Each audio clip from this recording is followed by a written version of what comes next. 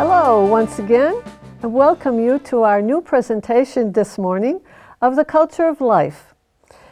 And in this series we are attempting to enlighten everyone that the culture of life is an effort to save lives by changing our present culture of death to a more friendly, loving environment, which is in line with God's plan for all of us, all of creation in fact. Keep in mind, it is for enhancing the life as God has meant it to be. Now today we have several guests here that I'd like to present to you. First of all, at my left hand is Becky Hewitt, and she is spearheading a fundraising effort to remember her father, Robert or Bob Hewitt, who has passed away just a month ago. Also, we have to her left Sue, what is your last name? Susan Cooper. Susan Cooper, thank you. You're welcome. I've just met this lady, I'm sorry. My mind isn't all with it here. I have too many guests, I think. And to her left is Sister Sue Borat from Mary Joseph Spiritual Center in Biddeford. Now, I hope you are all comfortable in being here. Probably less nervous than I am to have so many people before me. But I want to promise you that you will survive this experience. Bob was many things to many different people. And for the Mary Joseph Spiritual Center, Bob worked as a cook and was somewhat like a father, watching over all the sisters as a father would care over his children, making sure that they were well nourished to continue their work in the community. So with that in mind, we don't want any tears today, but we do want to represent Bob for who he was and what he did. Now, Becky, let's start with you. Can you first tell me about yourself and what you're attempting to do to make your father's past life, to show what value it was? Because he certainly produced a lot of value in his lifetime. Yeah. Well, I work for, I'm retired Navy, and Dad was also a vet of the Army. So I think that I'd like to follow in his footsteps a little bit. But the Hewitt team, if anybody went to the funeral, the Hewitt team is, because he had 6 kids and 11 grandkids, we're calling that the Hewitt team, and that's everybody, even though there's Pawcats and Nettos and, you know, everybody in there. We're still all the Hewitt team. But when Dad was alive, he worked for Mary Joseph Spiritual, I keep wanting to say Academy, Center, because it's so huge. And he used to cook for the sisters over there. And he loved going to work every day. I mean, that's what kept him going, getting him up in the morning and going, him and Mom, of course. Mom got him going, and Dad went and, you know, did all the cooking and all that stuff. And he would always, you know, I know he had such a good time. My mom, a couple of days after he had passed, my mom was saying that, you know, he always wanted to build a fence around the Virgin Mary. He always wanted to build a fence, but they were afraid that by building the fence, people would look at it and go, why would they get a fence when they need a roof? You know, like, why would they spend the money there and not get the roof? And so the girls were all, well, my sister Cindy and myself were there, and we said, you know, why don't we do a fundraiser? Why don't we try to help the sisters get a roof? And then, you know, we'll do this in memory of Dad, and so that he feels that they can, you know, go on and he doesn't have to take care of them anymore. And so that's how it all began. That's a wonderful start. And when we get through with this, it's remarkable how this start has exploded. Yeah. We're going to be telling and delivering to you the impact of what is going to be happening here. Now, I would like to introduce Sister Sue Bourret, who will speak to us about the spiritual center at Mary Joseph, and give us a little bit of insight as to why they need a new roof. Okay. I don't know how many people are familiar with Mary Joseph Spiritual Center. It's surprising how many local people have never been to the center, but regardless. Mary Joseph Spiritual Center started out as Evans Hotel and was construction started in the late 1800s, opened up in the early 1900s, and was a hotel until the 1940s when the building was up for sale. And at that point, the sisters purchased it, and for a boarding school. It was Mary Joseph Academy, a boarding school, a high school for girls. And that lasted till the early 1970s. At that point, the sisters thought of selling the building. Others wanted to make a spiritual center out of it. They tried different ministries, and it wasn't supporting the building. So anyhow, in 1978, the decision was to make it a spiritual center, which, so in August, it'll be 40 years that it's a spiritual center. Now, the roof, to connect all this together. It's an old building. I like to tell guests that come, it's an old building in a marvelous setting, really. I mean, I don't think you could get a better setting. The present roof, the uppermost roof at Mary Joseph Spiritual Center we don't have the exact date that it was when the roof was put on, but it's an asbestos roof that I think was put on in the 60s. And little by little, I was aware that we would probably need to replace the roof soon. But with the storms of this past winter and the winds, we lost a lot of shingles on the roof. And we even had a guest where the water was coming down into his room at night. He says, I thought it was the end of my life. Great. And best place to go, though, right, sister? And though insurance covered the repairs of the roof at that time, but we've had the building evaluated, and we absolutely need a new roof to the tune of $232,000 that we're aware of, plus uncovered expenses that the roofing company can't specify yet. And at the same time, through other storms, we lost siding on the dormers on the roof. So while we have the staging put up for the working on the roof, it would be cost effective if we would also take care of the siding on the dormers. So that's the project that we have going, and we're trying to raise money for this. And this is just a blessing from God that you're willing to work at this yourselves. Yeah. Well, sounds like a good plan. Hopefully, the people who have a little pocket change and more will hear the cry of the needy and be able to contribute to this effort, because it certainly is a good effort. Mary Joseph has been, well, around all of my life. In fact, isn't it celebrating another celebration anniversary this year too? In August. Yeah, the sisters first came to Mary Joseph Spiritual Center to start the academy in 1948. So in August, it'll be 70 years that the sisters of the Presentation of Mary are ministering in one way or another at Mary Joseph Spiritual Center in Biddeford Pool. Wow. Yeah, that's awesome. Yeah. That's a terrific history. Yeah. And yes, you were correct in saying that there are a lot of people who don't know about you.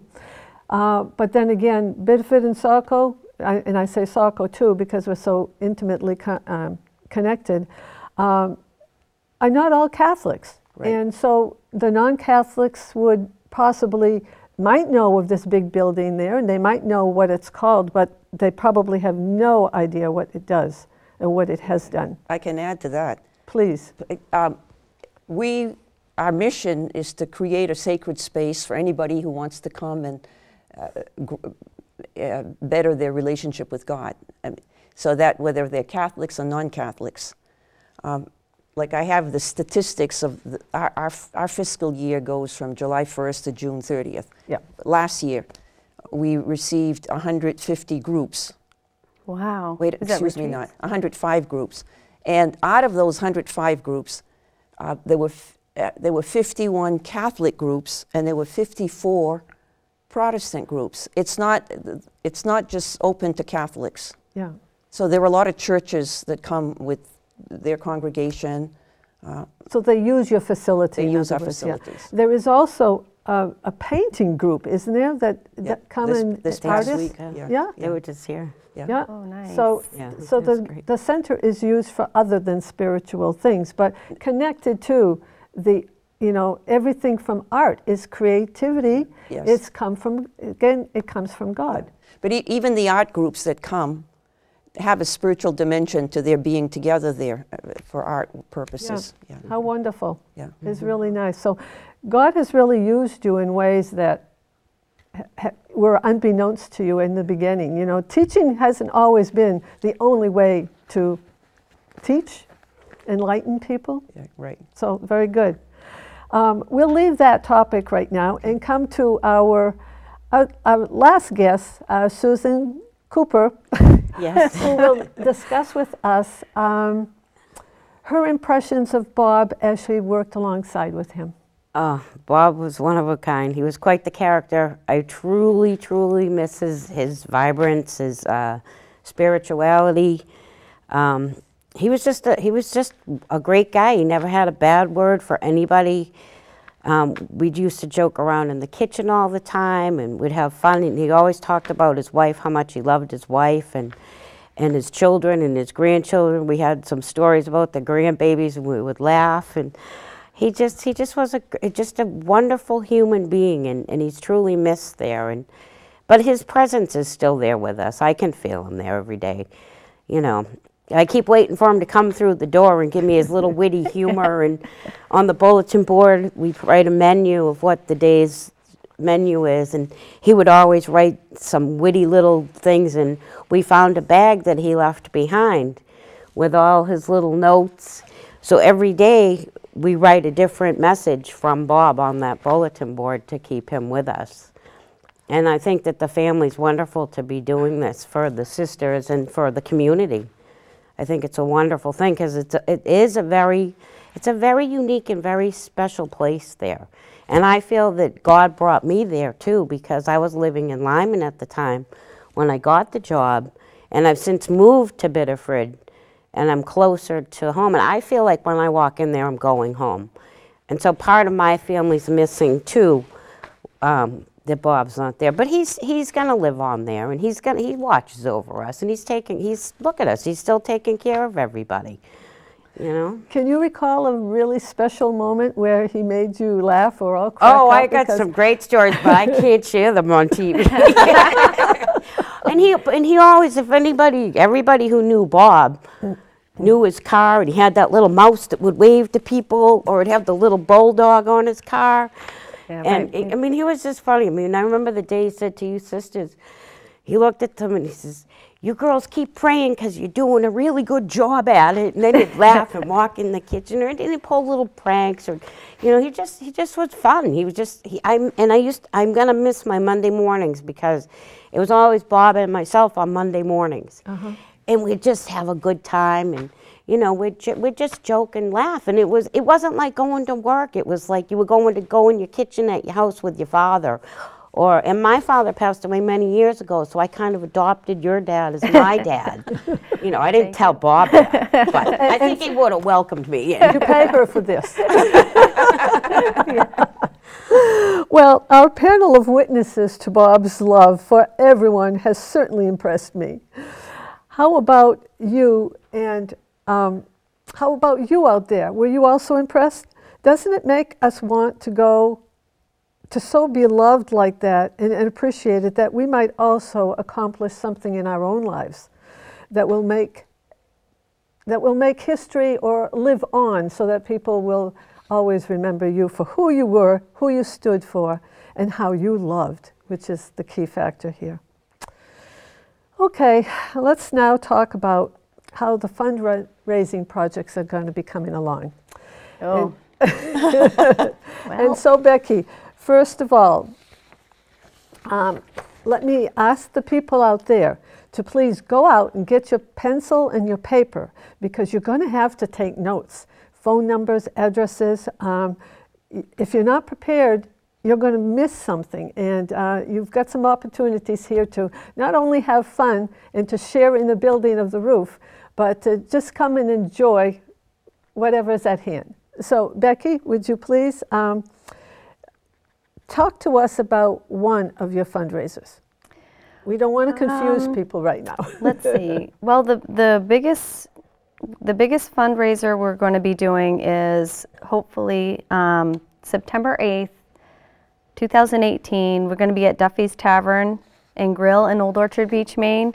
There's going to be dinner, dancing, silent auction, 50-50, raffles, whatever we can do. I'm a huge couponer. Oh, by the way, huge couponer.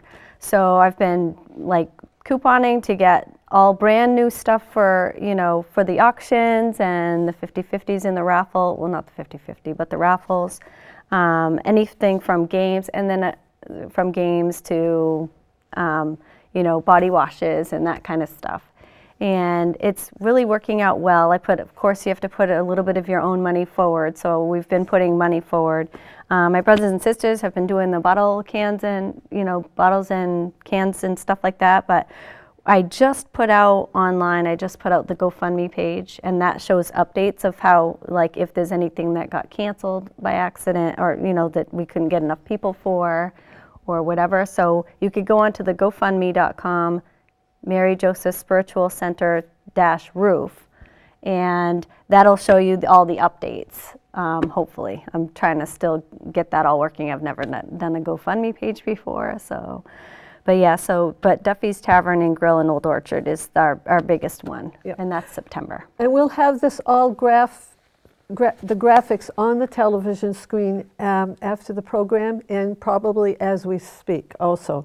So if that pencil isn't ready at hand right now, don't be afraid. You'll be able to have a chance to get it again.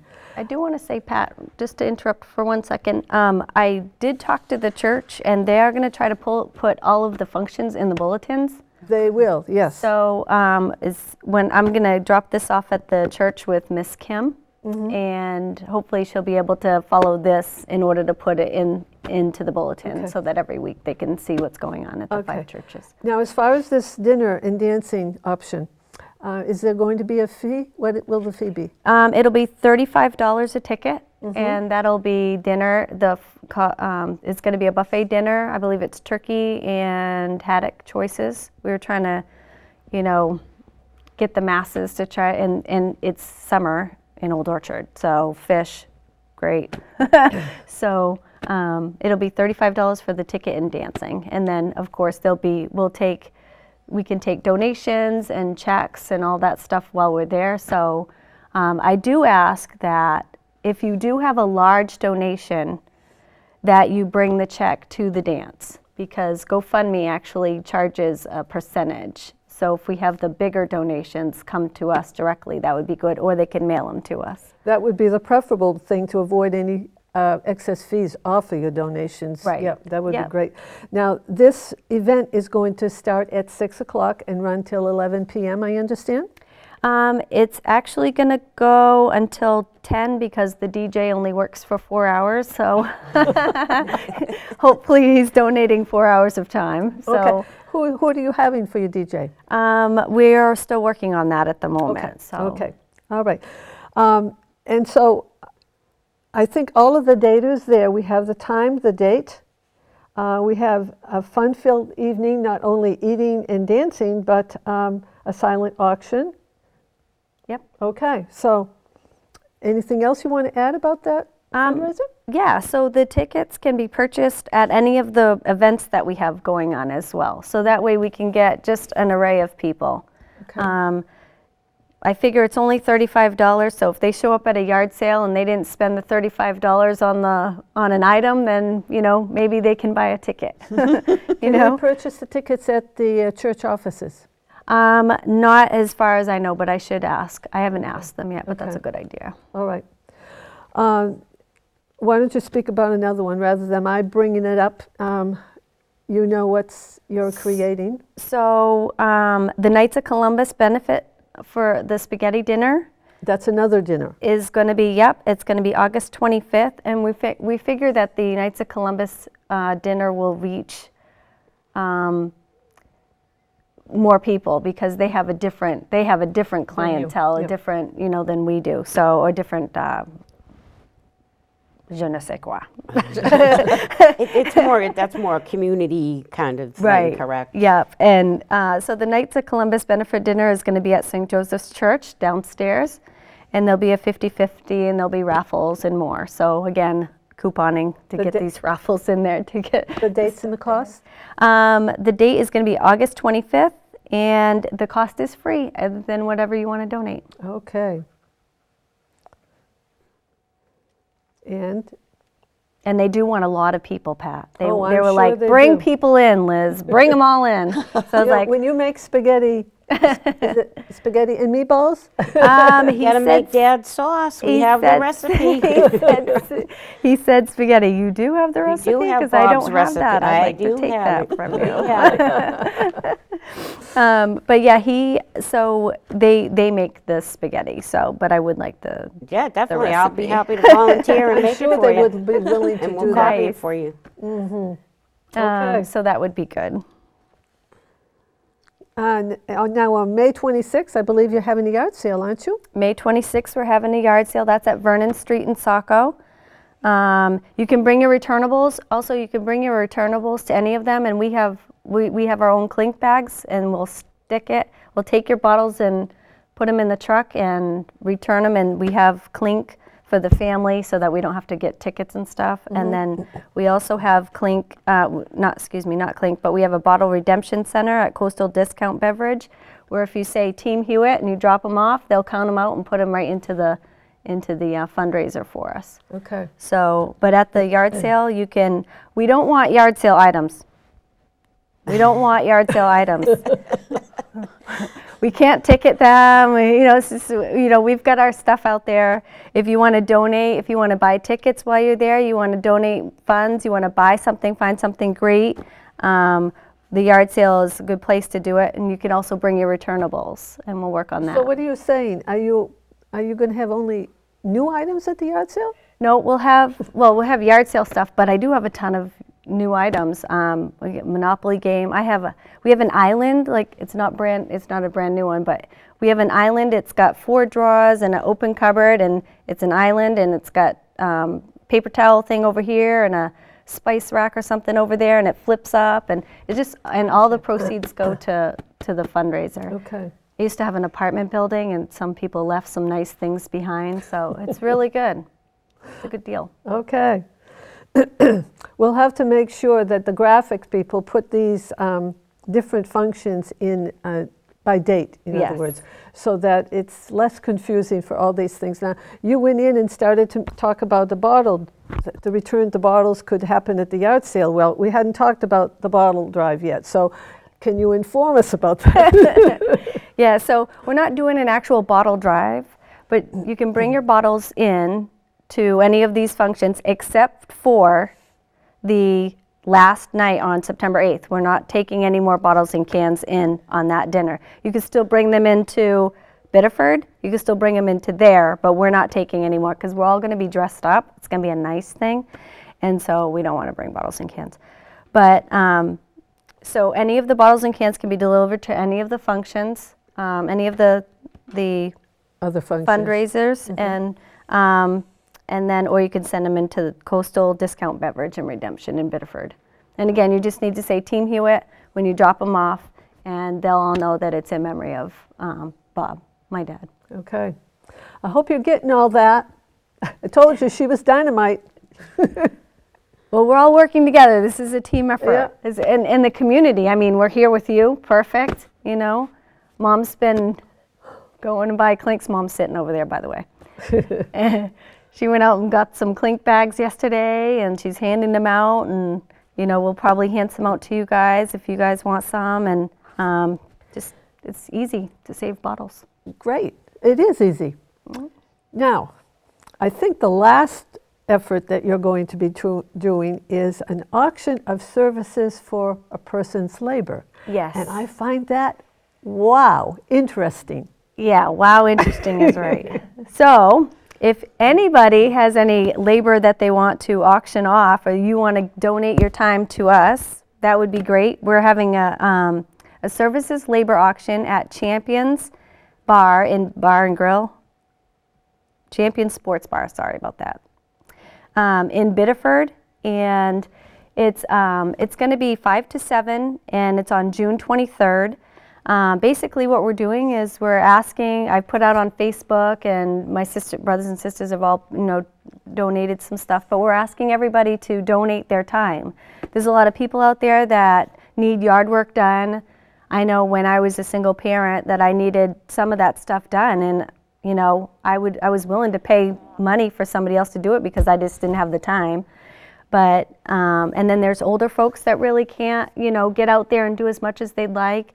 And we have people that like to do yard work. We have people that I know one guy, he's in SMB construction. He volunteered some of his time to do something around the house, either, you know, little odd jobs that need to be done or something like that. He's, you know, you guys, I think we'll have a page of each person that's donating their time and what they do and all of that stuff. We're still in the works for that, so I'm hoping it doesn't end up getting canceled because Mark Blake from Champions, he's a good friend of ours, and he offered up his place for nothing. So we're hoping that we can get some people in there. We have another young man that does detailing at his job, detailing cars, so he volunteered his time already.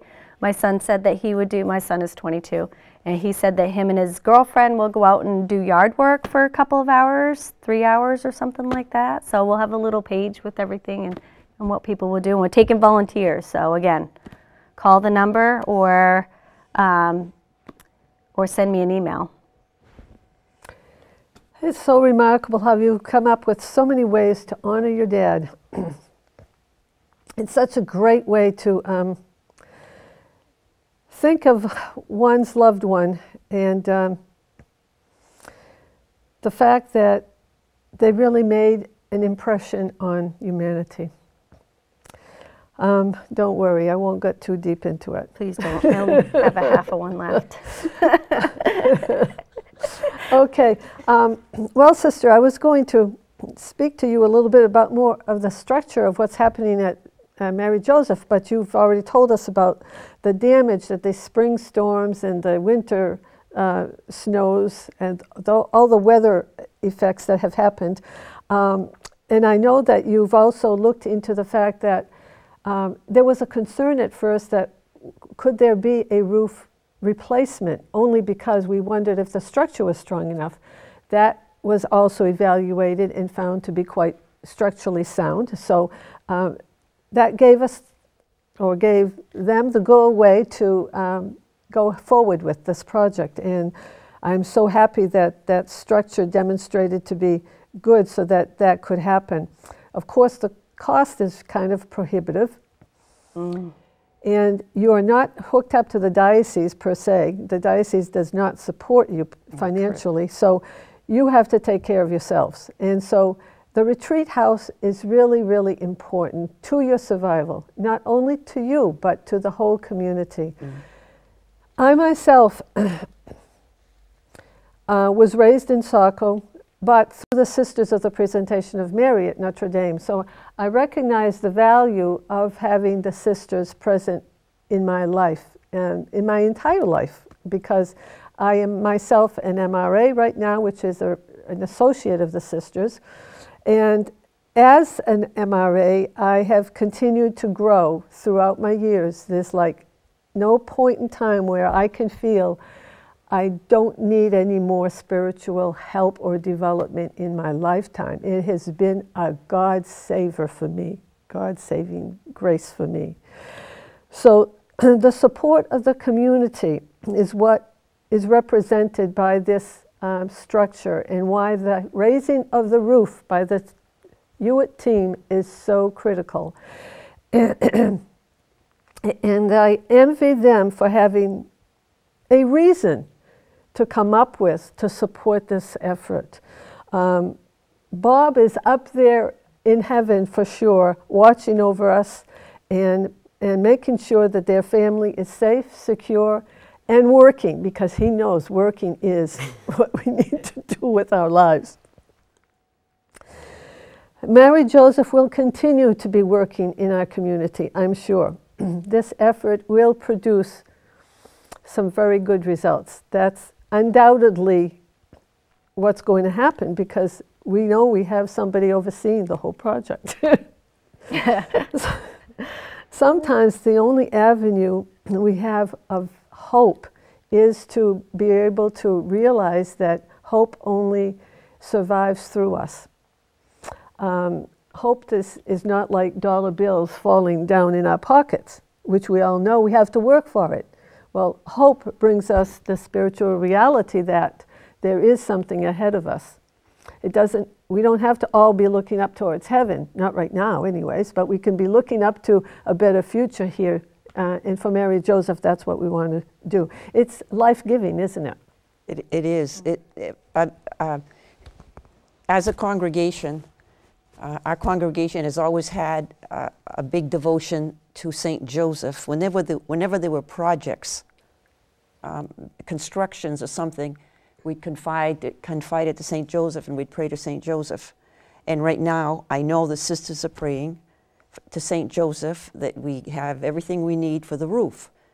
But I got the first connection when Becky called. It was it's May 1st, which is the feast of Joseph the Worker, and I'm saying, oh my God, there's St. Joseph coming through. It's true. I know, she told me that, and I was like, you know, they will think of anything. And I was like, this is great. Ask Mom, what day is it today? Well, that was Sunday, Pentecost. Make sure you wear red. I'm like, okay, today's, you know, so every day, it's great. Every day there's a new saint. Yeah. Saint to look up to, yeah. It's a spiritual renewal to even know that Bob is out there looking after us, along with the other saints that we also honor and respect. I've been telling Bob, I says, Bob, we need another part-time cook. You got to find us a good one. Have you found one? We interviewed someone, but it's not complete. Okay. Well, anyways, a spiritual renewal is what's needed here. And that can only come about with the standing of the Mary Joseph Spiritual Center. Because in these days, we know that it's not a culture of life right now. We live in a culture of death. Look at all the killings that are happening, the pornography that's out there, the sex crimes, the shootings, the killings, in high schools, for goodness sakes. Who would have ever thought that we would come to this? I mean, it's one after another, and it's just terrible. So Mary Joseph represents a place that provides a sense to us that we can overcome this through hope, through prayer, and through our sisters who are there to guide us. So if you don't know about Mary Joseph, get to know them a little bit. Come and enjoy something at one of these events. Meet the people who have that hope, that spiritual wellness and love that they can convey to you. And we hope that all of this will bring some happiness, some gain in your own lives, some perspective for you to go on with your own lives. And look up to Bob and find out a little bit more about him. Come to one of these events. And so for today, we say adieu. And we'll hope and see you at another setting, at another session of our Culture of Life. Goodbye.